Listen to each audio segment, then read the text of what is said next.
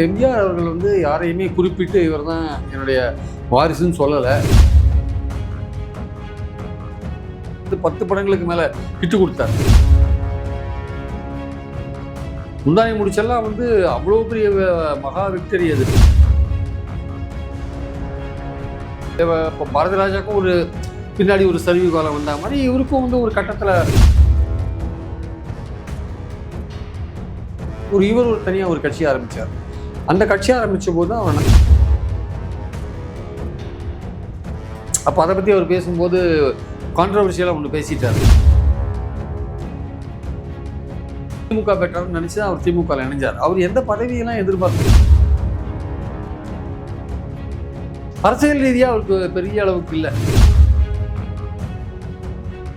Cinema தான் அவருடைய ஒரு இதாக இருந்தது, ஒரு மூச்சாக இருந்தது. அது பாக்யான்னு ஒரு பத்திரிகை ஆரம்பித்தார். அந்த பத்திரிகை வந்து அரசியல் ரீதியாக ஃபெயில் ஆனால் கூட ஒரு பத்திரிகையாளராக வெற்றி பெற்றார். இப்போதான் ஊடக அறத்தோடு செயல்பட்டு வரும் நியூஸ் ஃபோக்கஸ் தமிழ் சேனலை சப்ஸ்கிரைப் செய்து ஆதரியுங்கள்.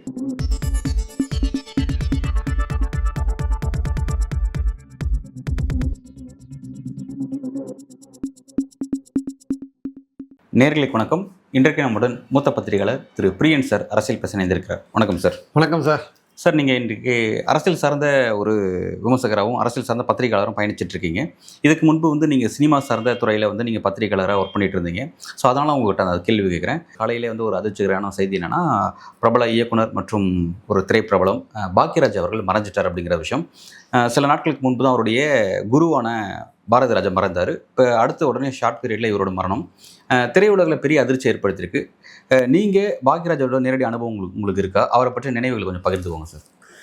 இல்லை, அதாவது நீங்கள் சொன்ன மாதிரி என்னுடைய ஆரம்ப கேரியரில் நான் சினிமா பத்திரிகையாளனாக தான் இருந்தேன். ஃபிலிமாலயா போன்ற பத்திரிகைகள்லாம் எழுதியிருந்தேன்.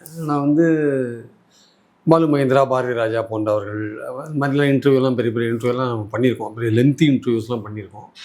பட் அந்த சமயத்துலலாம் வந்து இவர் பாக்யராஜ் வந்து அவரோட அசிஸ்டண்ட்டாக அந்த மாதிரி தான் இருந்தார். ஒரு ப்ராமினெண்ட்டாக முன்னுக்கு வரல. ஸோ பை த டைம் நான் அரசியல் நிருபராக மாறின பிறகு ஒரு 1780 அப்புறம் அவர் சினிமாவில் பெரிய ஆளாக வந்துட்டுருக்கார். அவர் வந்து கிட்டத்தட்ட எம்ஜிஆருடைய ஆதரவாளர் தான். ஏடிஎம்கேயில் ரொம்ப 84 தேர்தலெல்லாம் எம்ஜிஆர் இல்லாத போதெல்லாம் பிரச்சாரம்லாம் அவர் பண்ணுறாரு. ஆக்சுவலாக அப்படி பண்ணிட்டு இருக்கும்போது 87 எம்ஜிஆர் இறந்து போகிறார். 87 டிசம்பரில் எம்ஜிஆர் இறந்து போகிறாரு. அப்புறம் 88 வந்து ஜானகி வர்சஸ் ஜெயலலிதா ஒரு பெரிய பிரச்சனை வந்தது இல்லையா? அந்த அதிமுக பிளவுபட்டு போச்சு. பிளவுபட்டு தான் தேர்தலில் அவங்க சந்திக்கிறாங்க, தோற்று போகிறாங்க. அதெல்லாம் வந்து பாக்யராஜை வந்து ரொம்ப வருத்தப்பட வைக்கிற ஒரு விஷயமா இருக்குது. அது அப்போ அந்த சமயத்தில் அவர் என்ன பண்ணுறாரு, எம்ஜிஆர் மக்கள் முன்னேற்ற கழகம்னு ஒன்று ஆரம்பிக்கிறார். அந்த கட்சியை ஆரம்பித்து அவர் செயல்பட ஆரம்பிக்கிறார். அப்போ தான் வந்து நான் அவரை வந்து சந்திக்கிறேன். ஆக்சுவலாக வந்து அந்த கட்சி ஆரம்பித்த பிறகு தான். ஏன்னா அவர் கட்சி ஆரம்பித்த பிறகு அவர் சந்தித்த போது ஒரு ஃபுல் லென்த் இன்டர்வியூ அவர் கொடுத்தார். ஆக்சுவலாக அந்த கட்சியுடைய எதுக்காக கட்சி ஆரம்பிச்சிருக்கோம், அதிமுக எம்ஜிஆர் வந்து அவர் வந்து கலையுலக வாரிசுன்னு கலைவாணர் அரங்கத்தில் ஒரு விழாலேயே சொன்னார். என்னுடைய கலையுலக வாரிசு வந்து பாக்யராஜ் தான் சொன்னார். அது அவருக்கு ஒரு பெரிய பெருமை. ஸோ அந்த மாதிரி அவர் கலையுலக வாரிசாக இருக்கிற கட்டத்தில் வந்து இந்த மாதிரி அதிமுகவில் வந்து யார் எம்ஜிஆருடைய வாரிசுன்னு சொல்கிறதுல ஒரு பெரிய அரசியல் வாரிசு யாருன்றதுல ஒரு பெரிய தகராறு வந்த உடனே அது இவருக்கு வந்து அந்த கட்சி தோற்று வேற போனோடனே ரொம்ப இதாகிட்டார். விரக்தியில் போயிட்டு இவர் ஒரு தனியாக ஒரு கட்சி ஆரம்பித்தார். அந்த கட்சி ஆரம்பித்த போது தான் அவர் நான் பணியாற்றிய பத்திரிகைக்காக ஒரு பெரிய பேட்டி ஒன்று கண்டோம்.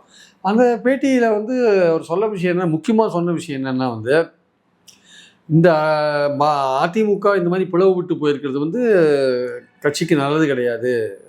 எம்ஜிஆர் அவர்கள் வந்து யாரையுமே குறிப்பிட்டு இவர் தான் என்னுடைய வாரிசுன்னு சொல்லலை. இருந்தாலுமே வந்து இந்த கட்சி வந்து பிளவுபட்டு போக வேண்டிய அவசியம் இல்லை. இந்த சண்டை வந்து என்னை ரொம்ப வருத்தப்பட வைக்குது. அதனால தான் வந்து நான் ஒரு தனி இயக்கம் ஆரம்பிச்சிருக்கேன். நான் தனி இயக்கம் ஆரம்பித்து அரசியல் ரீதியாக வெற்றி பெறுறது ஒரு பக்கம் இருந்தால் கூட இந்த இயக்கத்தோட முக்கியமான நோக்கம்ன்றது வந்து எம்ஜிஆர் புகழை பரப்புறதுக்காக இந்த இயக்கம் இருக்குது அப்படின்ற ஒரு விஷயத்தை பதிவு பண்ணார். ஆக்சுவலாக வந்து அரசியல் ரீதியாக வெற்றி பெறுவனா இல்லையான்றது எனக்கு தெரியாது. ஏன்னா வந்து இந்த அரசியல் உலகத்தில் என்னால் வந்து தாக்கு பிடிக்க முடியாது. ஏன்னா இதுக்கு வந்து தனி திறமை வேணும். அந்த திறமையெல்லாம் என்கிட்ட இல்லை. நான் வந்து கொஞ்சம் வெளிப்படையாக பேசக்கூடியவன், அல்லது வந்து எனக்கு வந்து இந்த ஒளிவு மறைவு இந்த மாதிரி இதெல்லாம் எனக்கு விஷயங்கள்லாம் தெரியாது. அதனால் என்னால் இந்த அரசியல் உலகத்தில் வந்து நீடித்து நிலைத்திருக்க முடியுமாலாம் எனக்கு தெரியாது. பட் ஆனால் என்னோட லைஃப் இருக்கிறவரையும் எம்ஜிஆருடைய புகழை பாடணும், அதுக்கு ஒரு இயக்கம் வேணும் அப்படின்னு நான் நினைக்கிறேன். ஆனால் அவருக்கு ஜெயலலிதா தலைமையை வந்து அவர் ஏற்றுக்கிறதுக்கு கொஞ்சம் அவருக்கு ஒரு மனத்தடை இருந்ததுன்னு நினைக்கிறேன் அவர் ஆக்சுவலாக. அதனால தான் வந்து அந்த இயக்கமும் சரியாக வரல. எம்ஜிஆர் புகழை பாடுவதற்குத்தான் இந்த இயக்கம் சொன்னார், அதுவும் சரியாக அதுக்கப்புறம் வரலன்னு வச்சுக்கோங்களேன். அதுக்கப்புறம் போய் திமுகவில் போய் சேர்ந்துட்டார். திமுக அவர் ஜெயலலிதா பிடிக்காதனால தான் திமுகவில் போய் சேர்றாரு அவர் ஆக்சுவலாக. ஏன்னா பை த டைம் வந்து ஜெயலலிதா கட்சியில் பவர்ஃபுல் ஆகிட்டாங்க. ஆனால் அதிமுக அவர் வந்து விலகிட்டார். ஜெயலலிதாவோட அந்த பார்ட்டியில் இருக்க முடியல. அவர் வந்து எம்ஜிஆர் முன்னேற்ற மக்கள் முன்னேற்ற கழகத்தில் அதிமுகவில் சேர்ந்து அவர் ஜெயலலிதாவோட ஸ்டைல் ஆஃப் ஃபங்க்ஷன் பிடிக்காத திமுகவில் வந்து சேர்ந்தார். திமுகலையும் அவரால் ரொம்ப நாள் நீடிக்க முடியல. அதுக்கப்புறம் ஆக்டிவ் பாலிட்டிக்ஸில் கம்ப்ளீட்டாக விலகி ஒரு பார்வையாளராக தான் அவர் இருந்தது நம்ம பார்த்தோம் நம்ம. ஸோ அதனால் வந்து திரைப்பட உலகத்தில் பார்த்தீங்கன்னா வந்து பிரம்மாண்டம்னு சொல்ல முடியாது, மக்கள் ரசிக்கக்கூடிய அளவுக்கு ஒரு படங்கள் இருக்குல்ல. சுவரில்லா சித்திரங்கள், முந்தானை முடிச்சு, அந்த 7 நாட்கள், அது மாதிரி பல படங்கள், புதிய வார்ப்புகள் போன்ற பல படங்கள் வந்து அவர் கொடுத்ததெல்லாம் வந்து ஹிட்டான ஒரு படங்கள். தொடர்ந்து வந்து ஒரு கட்டத்தில் வந்து 10 படங்களுக்கு மேலே ஹிட்டு கொடுத்தார். அவர் 25 படங்கள் அவர் இயக்கியிருந்தால் கூட 10 படங்களுக்கு மேலே தொடர்ந்து ஹிட்டு கொடுக்கறது சினிமா உலகத்தில் வந்து சாதாரண விஷயம். ஸோ அந்த ஸ்கிரிப்ட் ரைட்டிங் அந்த மாதிரி விஷயங்கள்லாம் ரொம்ப ஃபேமஸாக இருந்தார் அவர் ஆக்சுவலாக. அவர் ரொம்ப முந்தானை முடிச்செல்லாம் வந்து அவ்வளோ பெரிய மகா விக்டரி, அது பெரிய கிரேட்டஸ்ட் விக்டரி. அதெல்லாம் வந்து திரையுலகமே எதிர்பாராத ஒரு பெரிய விக்டரி அது பெற்றது, முந்தானை முடிச்சு போன்ற படங்கள்லாம். ஸோ அந்த மாதிரி சூழலில் வந்து திரையுலகத்தில் பெற்ற வெற்றியை வந்து ஒரு அரசியல் உலகத்தில் பெற முடியல. ஆனால் வேறொரு உலகம் பத்திரிகை உலகத்தில் வந்து ஒரு வெற்றி பெற்றார். அது பாக்யான்னு ஒரு பத்திரிகை ஆரம்பித்தார். அந்த பத்திரிகை வந்து அந்த காலகட்டத்தில் வந்து உங்களுக்கு வார பத்திரிகை அப்படின்னா வந்து விகடன், குமுதம், அப்புறம் கல்கி, இந்த மாதிரி பத்திரிகைகள்னால் ஓரளவுக்கு விகடன், குமுதம்லாம் ரொம்ப பாப்புலராக இருந்தது. கல்கி ஓரளவுக்கு பாப்புலராக இருந்தது. அது கூட நீங்கள் போட்டி போடுற அளவுக்கு பாக்யாவை கொண்டு வர முடியுமானா, ஆனால் பாக்யாவை கொண்டு வரது கஷ்டம் தான். இருந்தாலுமே தன்னுடைய தனிப்பட்ட கவனம் செலுத்தி அந்த பத்திரிகையை வந்து மெருகேற்றி கொண்டு வந்தார் ஆக்சுவலாக. அந்த பத்திரிகை வந்து கிட்டத்தட்ட வந்து இந்த பெரிய பத்திரிகைகளுக்கு இடையில போட்டி போடுற அளவுக்கு இல்லாட்டி கூட அது வந்து ஒரு தனித்துவத்தை மெயின்டைன் பண்ணித்தான். அந்த பத்திரிகைக்குன்னு ஒரு கேரக்டரை கொண்டு வந்தார். ஒரு அமானுஷ்யமான பல விஷயங்களை பற்றின கதைகள் வருது போன்ற விஷயங்கள். அப்புறம் வந்து முக்கியமாக அதில் கேள்வி பதில், அந்த கேள்வி பதிலில் வந்து பல குட்டி கதைகள் சொல்லி பல பதில்கள் சொல்கிற விஷயங்கள், இதெல்லாம் வந்து அந்த பத்திரிகைக்கு வந்து ஒரு சிறப்பு சேர்த்த ஒரு விஷயமா நான் பார்க்குறேன். ஸோ பத்திரிகை உலகத்தில் வந்து ஈவன் அவர் திங்க் இன்னைக்கு வரையும் கூட அந்த பத்திரிகை வந்து பிடிஎஃப்ல போயிட்டு இருக்கிறத பார்க்குறோம்.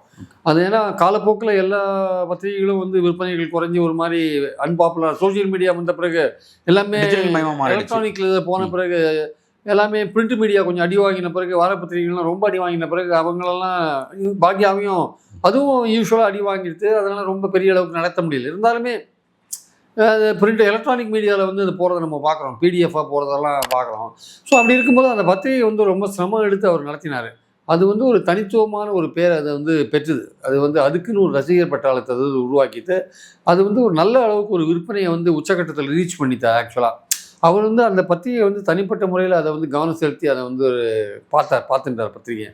அந்த வகையில் பார்க்கும்போது அரசியல் ரீதியாக ஃபெயில் ஆனால் கூட ஒரு பத்திரிகையாளராக வெற்றி பெற்றார் ஆக்சுவலாக. ஒரு திரைப்பட வசனகர்த்தாவாக வெற்றி பெற்றார், திரைப்பட டைரக்டராகவும் வெற்றி பெற்றார். கிட்டத்தட்ட 50-60 படங்களுக்கு மேலே அவரும் நடிச்சிருக்கார் ஆக்சுவலாக வந்து. ஸோ ஒரு திரையுலகத்தில் ஒரு முக்கியமான ஆளுமையாக ஒரு கிட்டத்தட்ட வந்து ஒரு 40-45 வருஷ காலம் இருக்கிறதுன்றது சாதாரண விஷயம் கிடையாது. ஒரு ஆக்டிவாக வந்து ஒரு 80லேருந்தே இருக்காருன்னு வச்சுக்கோங்களேன். அப்படி பார்த்தாலே ஒரு 45 வருஷம் 46 வருஷ காலம் அவர் இருக்கார். ஆனால் ஒரு 2000க்கு அப்புறம் வந்து பெரிய அளவுக்கு ஒரு வெற்றி படங்கள் கொடுக்குற மாதிரியான விஷயங்கள் இல்லை. இருந்தாலுமே வந்து அது வந்து இப்போ பாரதிராஜாவுக்கும் ஒரு பின்னாடி ஒரு சரிவு காலம் வந்த மாதிரி இவருக்கும் வந்து ஒரு கட்டத்தில் சினிமாவோட ஃபேஸே மாறி போகும்போது வெவ்வேறு மாதிரியான புது புது டைரக்டர்கள், புது புது யுக்திகள், புது புது வகையான ப்ரெசன்டேஷன்ஸ்லாம் வரும்போது, சமூக நோக்கோட பல படங்கள் வரும்போது அந்த சினிமாவோட கேரக்டரே கொஞ்சம் மாறி வேறு மாதிரி போகும்போது இவங்க அதில் வந்து தங்களை தக்க வைத்துக் கொள்ள முடியாமல் கொஞ்சம் பின்தங்கி இருக்காங்க. ஆனால் அது பின்தங்கி இருந்தால் கூட அதுக்குன்னு அவர்கள் பீரியடில் அவங்க செஞ்ச சாதனைகளை யாரும் வந்து அது குறைத்தெல்லாம் மதிப்பிட முடியாது. அவங்க காலகட்டத்தில் அவங்க எப்படிப்பட்ட ஒரு பொழுதுபோக்கு படங்களை பிரமாதமாக கொடுத்தாங்க, எப்படிப்பட்ட வசனங்கள்லாம் வந்தது அப்படின்றதுனா அது என்றைக்குமே வந்து தமிழ் சினிமா வந்து மறக்க முடியாத ஒரு விஷயமா இருக்கிறத நம்ம பார்க்குறோம். அதே மாதிரி பார்த்திங்கன்னா பத்திரிகை உலகத்துலேயும் வந்து தனக்குன்னு ஒரு பேரை வந்து வச்சிருந்தார். அரசியல் ரீதியாக அவருக்கு பெரிய அளவுக்கு இல்லை. ஆனால் அவர் கான்ட்ரவர்சி அது இதெல்லாம் ஒன்றும் கிடையாது. பட் ஒரு தடவை பேசி ஒரு தடவை மாற்றிட்டார். பொள்ளாச்சியில் அந்த பாலியல் வன்கொடுமை நடந்தது இல்லையா ஏடிஎம்கே ஆட்சியில். அப்போ அதை பற்றி அவர் பேசும்போது கான்ட்ரவர்ஷியலாக ஒன்று பேசிட்டார். ஏதோ ஆண்களுக்கு ஆதரவாக பேசிட்டார். அது வந்து ஏதோ பொள்ளாச்சி பாலியல் விஷயங்களில் பெண்களுக்கு ஆதரவான ஒரு குரல் கொடுக்கும்போது இவர் கொஞ்சம் ஒரு மாறுபட்ட டோனில் அவர் பேசிட்டார். அது வந்து அவர் ஒரு யதார்த்தமாக பேசுகிற மாதிரி பேசிட்டார். அது வந்து பெண்கள் அசோசியேஷன்ஸ்லாம் ரொம்ப அந்த மகளிர் சங்கங்கள்லாம் ரொம்ப சீரியஸாக அதை எடுத்துட்டு அவர் ரொம்ப அவர் வீட்டுக்கு முன்னாடி மறியல்லாம் போன்ற விஷயங்கள்லாம் பண்ணாங்க. பட் அப்புறம் அதை வந்து தான் சொன்னது தவறாக புரிந்து கொள்ளப்பட்டு விட்டதில் அவர் சொன்ன வழக்கப்படி சொல்லிட்டு போனார்ன்றது உண்மை. ஸோ அவருடைய சிறப்புன்றது பார்த்தீங்கன்னா எம்ஜிஆர் தன் வாயாலேயே கலையுலக வாரிசுன்னு சொன்ன ஒரு விஷயம் அவருக்கு சிறப்பாக சார். அதான் இப்போ நீங்கள் சொல்லும்போது எனக்கு ஒரு முக்கியமான விஷயம் என்னன்னா, இப்போ வந்து சினிமாலேருந்து பலர் வந்து சாதிச்சவங்க நிறைய பேர் இருக்காங்க. எம்ஜிஆர், விஜய் அப்படின்ற வரிசையில் சாதிக்காத போன வரிசையில் சரத்குமார் சேர்ப்பாங்க, டி.ஆர். ராஜா சேர்ப்பாங்க. அது அந்த வரிசையில் வந்து இவரும் சேர்ப்பாங்க, நம்ம கே. பாக்யராஜ் அவர்களும் சேர்ப்பாங்க. பட் வந்து ஆனால் அவர் ஏன் அரசியலுக்கு வந்தார் அப்படிங்கிறத நீங்கள் ரொம்ப அழகாக விளக்குனீங்க. ஆனால் அரசியலில் அவருக்கு வந்து பெரிய நம்ம ஆளுமை ஆகணும் அப்படிங்கிற அந்த எண்ணம் அவர் ஆரம்பத்துலேருந்தே இல்லை. அவருக்கு வந்து ஜஸ்ட் வந்து ஒரு ஏடிஎம்கே இப்படி போயிடுச்சு அப்படிங்கிறதுக்காக மட்டும் தான் அப்படிங்கிறது அந்த இடம் தான் கொஞ்சம் இன்ட்ரெஸ்டிங்காக இருக்குது. ஆனால் அவர் அந்த பட்டியலை சேர்க்கக்கூடாதா? சினிமாலேருந்து அரசியலுக்கு வந்து தோற்று போனவங்க பட்டியலில் நம்ம பாக்யராஜ் சேர்க்கக்கூடாது அப்படிங்கிறது தான் நீங்கள் வலுவாக சொல்லக்கூடிய காரணமா? இல்லை, அவர் ஒரு அரசியல் கட்சி ஆரம்பித்து அவர் தேர்தல் நோக்கத்தில் போய் ஒரு தேர்தலை சந்திச்சா பரவாயில்ல. ஆக்சுவலாக வந்து அந்த மாதிரி இல்லாமல் வந்து அது ஒரு கட்டத்தில் ஒரு கொஞ்ச நாளுக்குள்ளேயே அந்த கட்சி மறுபடியும் ஏன்னா அதுக்குள்ளேயே ஏடிஎம்கேல வேறு டெவலப்மெண்ட்லாம் நடந்து ஜெயலலிதா தன்னை நிரூபிச்சிட்டாங்கல்ல. ஜானகிக்கு மேலே நான் தான் ஏடிஎம்கேட ஒன்றுபட்ட தலைவர் நான் தான். ஜானகியும் வித்ரா பண்ணிட்டாங்க பாலிடிக்ஸ்லேருந்து. அந்த அசம்பிளி தோல்விக்கு அப்புறம் வந்து அதிமுகவில் ஒரு ஒற்றுமை வருது. பார்லிமெண்ட் தேர்தலில் வெற்றி பெறாங்க. அதுக்கப்புறம் இந்த பார்லிமெண்ட் தேர்தலில் ஸோ கட்சி ஒன்றாவது சின்னத்தை மீட்டு எடுக்கிறாங்க. அதெல்லாம் வரும்பொழுது இவர் வந்து என்ன பண்ணுறாரு, கொஞ்ச நாள் கட்சி இவர் என்ன பண்ணுறாரு, ஜெயலலிதா தலைமை ஏற்றுக்கிற ஒரு கட்டாயத்துக்கு தள்ளப்படுறாரு ஆக்சுவலாக. ஆனால் வந்து அவர் வந்து ஒரு அஃபிஷியலாக ஒரு தொழில் ரீதியாக அவர் எனக்கு வந்து 1-2 தடவை பேசியிருக்காரே தவிர, பேட்டி கண்டிருக்கோமே தவிர, அன்அஃபிஷியலாக ஒரு இன்ஃபார்மலாக பேசுறது இருக்குல்ல. அவர் எங்கள் ஆசிரியர் குடியிருந்த தெருவிலேயே தான் அவரும் குடியிருந்தார். 4வது வீட்டில் தான் அவரோட ஆஃபீஸ் இருந்தது ஆக்சுவலாக. ஓகே. அப்போ நாங்கள் அடிக்கடி டிஸ்கஷனுக்கு எங்கள் ஆசிரியர் வீட்டுக்கு போகும்போது அவர் 4வது வீட்டில் இருந்ததுனால ஜஸ்ட் ஒரு எட்டி பார்க்கும்போது அவர் இருந்தாருன்னா உள்ளே போயிட்டு ஹலோ சொல்லிட்டு நாங்கள் போகிறது வழக்கம். அந்த மாதிரிலாம் போகும்போது அவர் வந்து பொதுவாக பேசுகிறது என்னவா இருக்குன்னா வந்து ஏடிஎம்கேயோட எதிர்காலம் எம்ஜிஆர் நினைவில் எப்படி நம்ம கட்டியெழுப்பி கொண்டு போகிறது அப்படின்றது தான். எம்ஜிஆர் வந்து காலாகாலத்துக்கும் அவரை வந்து தமிழக மக்கள் நினைவு கொள்ளணும் அப்படின்னா அது எதுக்கு ஏடிஎம்கே என்ன பண்ணணும் அந்த மாதிரி விஷயங்களை தான் அவர் பேசுவாரே தவிர, இந்த மாதிரியான ஒரு அரசியல் இருக்குல்ல, அந்த ஒரு நடைமுறை அரசியல், யதார்த்த அரசியல், அந்த மாதிரி விஷயங்கள், இந்த தேர்தல் அரசியல், இந்த மாதிரி விஷயங்கள்லாம் வந்து அவர் வந்து பெரிய அளவுக்கு வந்து ஆர்வம் காட்டின மாதிரி தெரியல. ஏன்னா அவருக்கு வந்து சினிமா தான் அவருடைய ஒரு இதாக இருந்தது, ஒரு மூச்சாக இருந்தது ஆக்சுவலாக. வந்து சினிமா அல்லது பத்திரிகை அடுத்தது. இந்த அரசியல்ன்றது வந்து அந்த எம்ஜிஆர் மறைஞ்சு விட்டார், நம்மளை கலையுலக வாரிசுன்னு அனௌன்ஸ் பண்ணிட்டு போயிட்டாரு, நம்ம வந்து அவருக்கு செய்ய வேண்டிய கடமைகள் இருக்குது, அவர் போல பாட வேண்டிய கடமைகள் இருக்குது அப்படின்னு அதுக்கு ஒரு அதிமுக இந்த இயக்கம், எம்ஜிஆர் ஆரம்பித்த இயக்கம், அதில் நம்ம இருக்கணும் அப்படின்னு ஒரு ஜெயலலிதாவோட இருந்திருக்கலாம். ஆனால் அவர் முழுசாக அதில் ஒட்டி இருந்தாருன்னா அவரும் வந்து பார்ட்டியை வந்து அவர் சரியாக பயன்படுத்திக்கல, ஜெயலலிதாவும் அவர் சரியாக பயன்படுத்திக்கலன்றது தான் என்னுடைய கருத்து ஆக்சுவலாக. வந்து ஜெயலலிதா யாரையும் பயன்படுத்திக்க மாட்டாங்க. அவங்கள பொறுத்த மட்டும் அவங்க தான் மட்டுமே பார்ட்டி அப்படின்னு நினைக்கிறவங்க. அதில் வெற்றிகரமாகவும் இருந்தாங்க, தோல்வியும் அடைஞ்சாங்க, தோல்வியிலேருந்து வெற்றியும் வந்தாங்க. அது அவங்களுடைய பாலிடிக்ஸ் வச்சுக்கோங்க. அதனால் இவருக்கு வந்து ஒரு சரியான ஒரு இவர் சரியாக பயன்படுத்தி கொள்ளலை பார்ட்டி அப்படின்ற ஒரு விஷயம் இருக்குல்ல. அதனால் அந்த அடிப்படையில் பார்க்கும்போது இவரும் கொஞ்ச நாள் கழிச்சு ஜெயலலிதா விட்டும் வெளியில் வந்துட்டாருன்றதை பார்க்குறோம். அதனால் இவர் பாலிடிக்ஸில் இவர் அந்த கட்சியை ஆரம்பித்ததே கூட ஏதோ ஒரு வேகத்தில் மனத்தாங்கல்ல வந்து எம்ஜிஆர் போயிட்டாரே, இறந்துட்டாரே, அவருடைய புகழ பாடணுமே, அதிமுக இப்படி இருக்கேன்னு ஆரம்பிச்சாரு. அவர் ஒரு ஃபெயில்டு பாலிட்டிஷியன் தான். Okay, failed. ஏன்னா ஒரு சக்ஸஸ்ஃபுல் திரையுலகத்தில் வெற்றிகரமாக இருந்தார், பத்திரிகை உலகத்தில் வந்து ஒரு தனித்துவமாக இருந்தார் அப்படின்னு சொல்கிறோம்ல. ஆனால் அரசியல் உலகத்தில் ஃபெயில் ஆகிட்டாருன்றது அடிப்படையான விஷயம். ஓகே சார், ஒரு எம்ஜிஆர் வந்து தான் வாயால் சொல்கிறாரு, இதுதான் என்னோட கலை உலக வாரிசு சொல்லி பாக்யராஜ் சொல்கிறாரு. அப்படி எம்ஜிஆராலே பாராட்டப்பட்ட அவர் ஏன் வந்து ஒரு கட்டத்தில் திமுகவில் போய் இணையணும்? அதாவது எம்ஜிஆருக்கு நேர்மாறாக அதிமுக நேர்மாறாக இருக்கக்கூடிய திமுகவில் போய் ஏன் தன்னை இணைச்சுக்கணுன்ற ஒரு அந்த டிசிஷன் ஏன் எடுத்தார்? இல்லை, அதாவது வந்து அவர் என்ன நினைச்சாரு, ஒரு திராவிட இயக்கம் அப்படின்ற அந்த ஆங்கிள்லேருந்து அவர் பார்த்தார் ஆக்சுவலாக. ஸோ எம்ஜிஆரும் வந்து ஒரு திராவிட இயக்கம் வந்து அடிப்படை. ஸோ திராவிட இயக்கத்தை கட்டி காப்பாற்றுறது ஜெயலலிதாவோட திமுக பெட்டர்னு நினச்சி தான் அவர் திமுகவில் இணைஞ்சார். அவர் எந்த பதவியெல்லாம் எதிர்பார்த்தலாம் அவர் இணைஞ்ச மாதிரியோ, தேர்தலில் போட்டி போடுற அந்த ஆங்கிள்லேயே அவர் இணைஞ்ச மாதிரிலாம் எனக்கு தெரியல உண்மையிலேயே. அதுக்கு அதில் அவருக்கு வந்து பெரிய ஆசை இருந்த மாதிரியும் தெரியல. ஆனால் அவர் என்ன நினச்சாருன்னா வந்து நம்ம வந்து ஒரு இயக்கத்தோடு இருந்தால் பெட்டர், அதுவும் வந்து திராவிட இயக்கத்தோடு இருந்தால் பெட்டர் அப்படின்னு 2006 அவர் சேர்ந்தபோது, திமுகவில் ஏன் சேர்ந்தன்ற போது அவர்கிட்ட ஒருத்தர் பேசும்போது சொன்னார், ஒரு இயக்கத்தோடு இருக்கணும் சார், ஒரு டெபினியன் மூவ்மெண்ட்னா பெட்டரு. எம்ஜிஆரே வந்து ஒரு டெபினியன் மூவ்மெண்ட் தான் ஆரம்பித்தார். ஜெயலலிதாவுடைய பாணி வந்து ஒரு டெபினியன் மூவ்மெண்ட்டாக இருக்குது. அந்த 2004 ஜெயலலிதா நடந்து கொண்ட விஷயங்கள் இருக்குல்ல, அதெல்லாம் கொஞ்சம் டெபினியன் மூவ்மெண்ட்டுக்கு மாறான ஒரு விஷயங்களாக இருந்தது நம்ம பார்த்தோம். நம்ம இந்த ஆடு மாடு கோழிக்கு தடை போடுறது, இந்த மாதிரி மதமாற்ற சட்டம், தடை சட்டம், அதெல்லாம் இந்துத்துவ ஐடியாலஜி நோக்கி அது மாதிரி இருந்தபோது அவர் வந்து இருந்தார். ஜெயலலிதாவுடைய ஃபங்க்ஷனிங் அவருக்கு பிடிக்கல. அந்த 2004 சில செயல்பாடுகள்லாம் பிடிக்கல. 2006 வந்து திமுகவில் சேர்ந்தார். அந்த சமயத்தில் வந்து அவர் ஒரு படம் எடுத்தார், பாரிஜாதம்னு ஒரு படம் எடுத்தார். அதில் வந்து ரொம்ப அவருக்கு நஷ்டமாயிடுச்சு. ஆக்சுவலாக வந்து நஷ்டமானவங்க ரொம்ப வருத்தத்தில் இருந்தார். ஜெயலலிதாவோட செயல்பாடுகளும் பிடிக்கல.